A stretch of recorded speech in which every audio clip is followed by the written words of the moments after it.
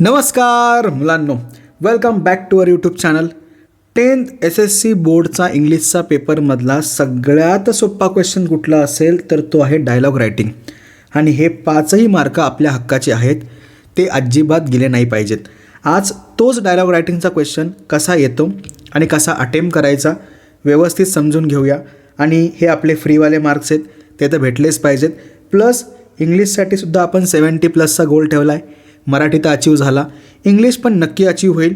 व्यवस्थित व्हिडिओज बघा, नीट समजून घ्या. आणि ह्या आधी जे काही व्हिडिओज आले होते ग्रामरचे, त्यानंतर पोएम सेक्शनवरती, सगळ्यांची लिंक तुम्हाला डिस्क्रिप्शनमध्ये मिळून जाईल. ते व्हिडिओ नीट बघून घ्या. एक्झाममध्ये तुम्हाला 100% त्याचा फायदा होऊन जाईल. ग्रामर तर ऑलमोस्ट कंप्लीट झालेलं आहे, 2-3 टॉपिक बाकी आहेत, त्यावरती पण व्हिडिओ येईल.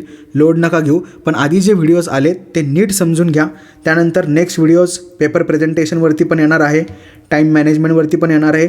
त्यामुळं आपण जे गोल ठेवलं आहे ते आपण सहज पूर्ण करूया.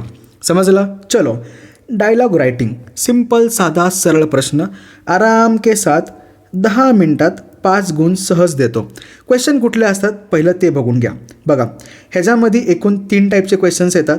पहिला क्वेश्चन असतो, put the sentence in a proper order to prepare a meaningful dialogue. म्हणजे आपल्याला काही सेंटेन्स दिले असतील, बघा जसं की इथं दिलं आहे 1, 2, 3, 4, ह्यांना अरेंज करायचं प्रॉपरली, म्हणजे एक डायलॉग मिनिंगफुल तयार होईल. आता हे करण्यासाठी 1 मार्क असणार आहे. पुढं complete the following dialogue complete करायचं आहे. अशा टाईपमध्ये fill in the blanks fill करायच्या, डायलॉग कंप्लीट होऊन जाईल. पुढं महत्त्वाचा प्रश्न, write a dialogue between you and your friend of minimum 3 meaningful exchange. Meaningful एक्सचेंजचा अर्थ असा की हाय हॅलो नाही, त्याच्यामध्ये काहीतरी इन्फॉर्मेशन शेअर झाली पाहिजे, त्याला बोलतो आपण मिनिंगफुल डायलॉग. मग त्याच्यामध्ये क्लीन इंडिया, ब्युटिफुल इंडिया असा टॉपिक दिला आहे. हा टॉपिक चेंज होऊ शकतो. हा क्वेश्चन येतो 3 मार्कांना. समजलं? नक्की? चलो, क्वेश्चन असा येतो बघा, दिसला? नक्की? चलो, आता बेसिक एकदम पहिल्या क्वेश्चनपासून आपण सुरुवात करू, टेन्शन घेऊ नका. बघा, मार्च 2023चा क्वेश्चन. पहिला क्वेश्चन काय दिला आहे? Dialogue writing.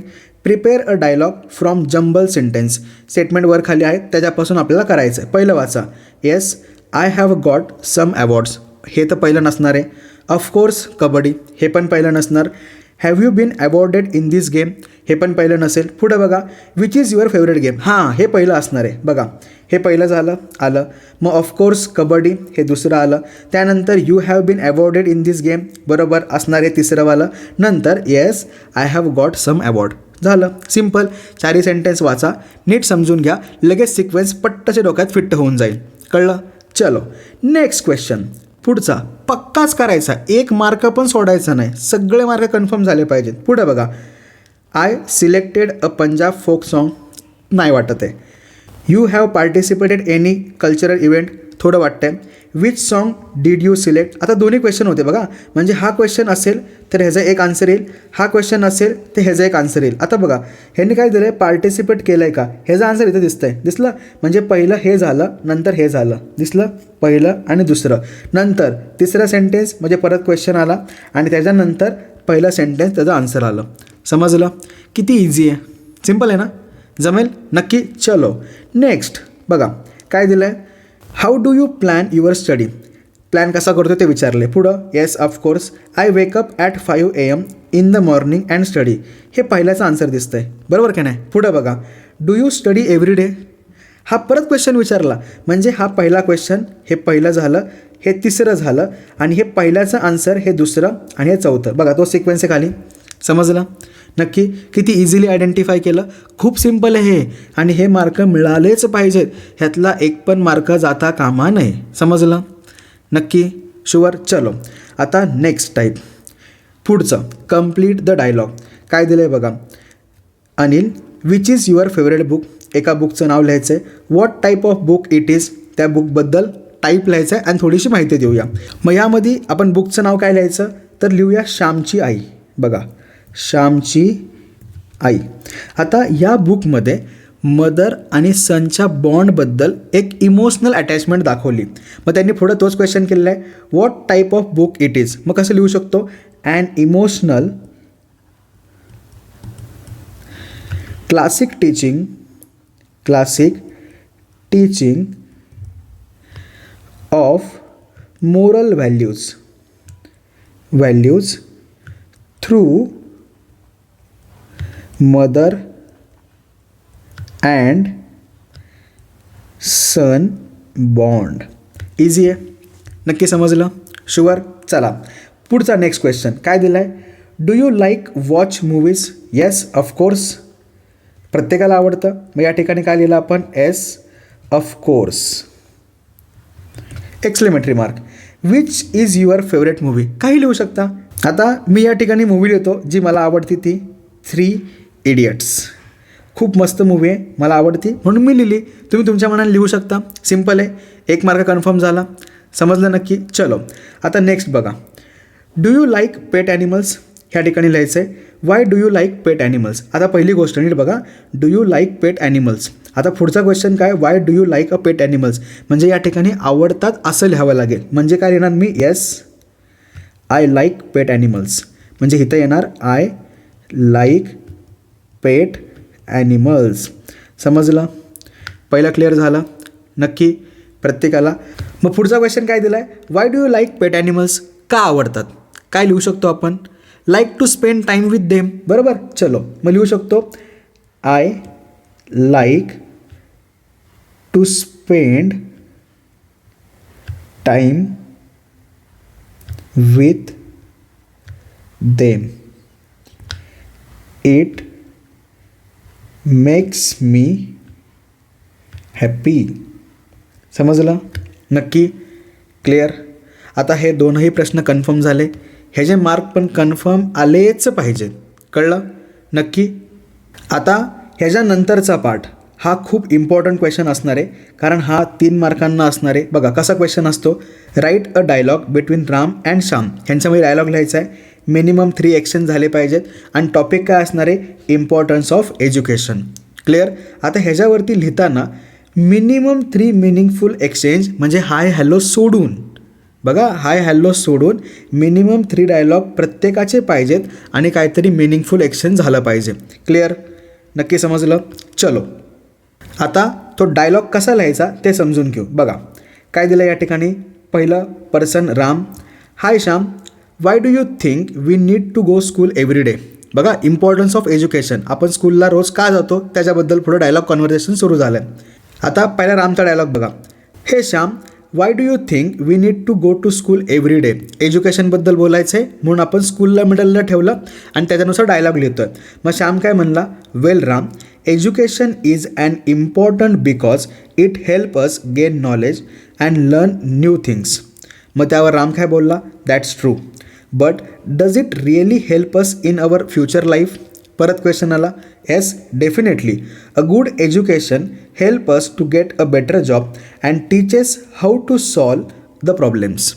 नंतर पुढं I see, so it basically make us more confident and responsible citizens. मग त्यावरती श्याम काय म्हणला? Exactly, it is the key to success and happy life.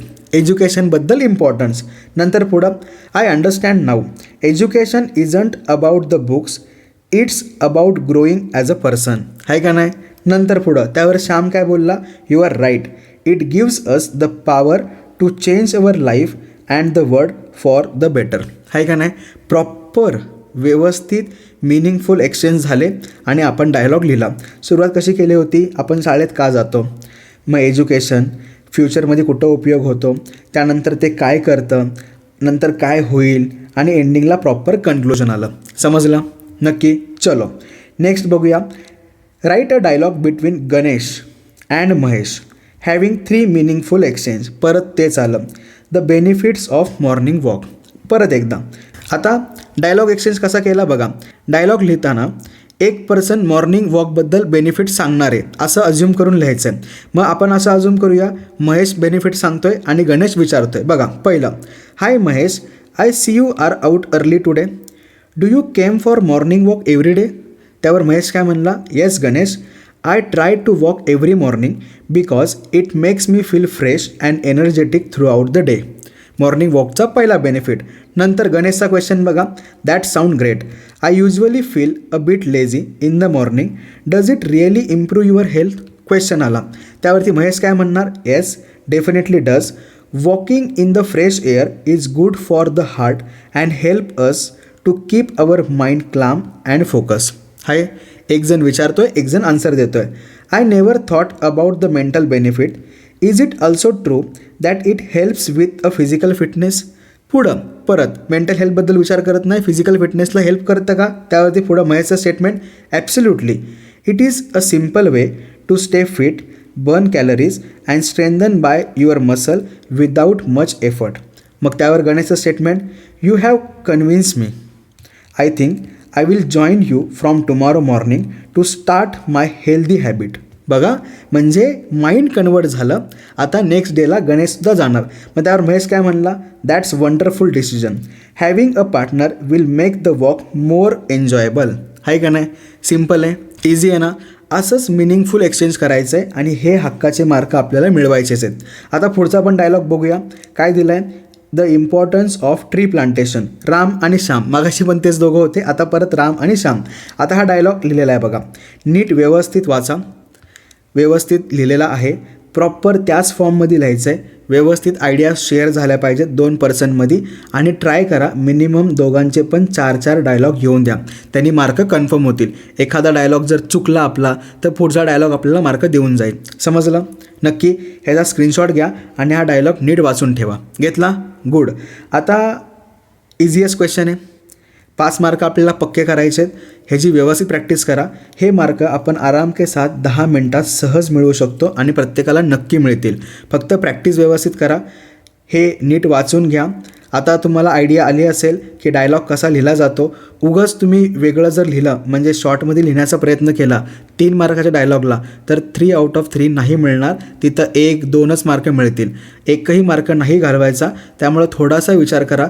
जसं मी सेंटेन्स केले होते त्याचप्रमाणे जर तुम्ही सेंटेन्स केले तर आउट ऑफ मार्क कन्फर्म झाले. क्लिअर. चलो, व्यवस्थित प्रिपेअर करा. काही डाऊट वगैरे असेल तर कमेंट सेक्शनमध्ये नक्की विचारा. अजून कुठला टॉपिक अवघड वाटत असेल एक्झामच्या आधी विचारा, त्यावरती नक्की व्हिडिओ येऊन जाईल. व्यवस्थित प्रिपेअर करा. 70+ गोल आहे आणि तो आपल्याला अचीव करायचाच आहे. कळलं. चलो, bye bye, all the best.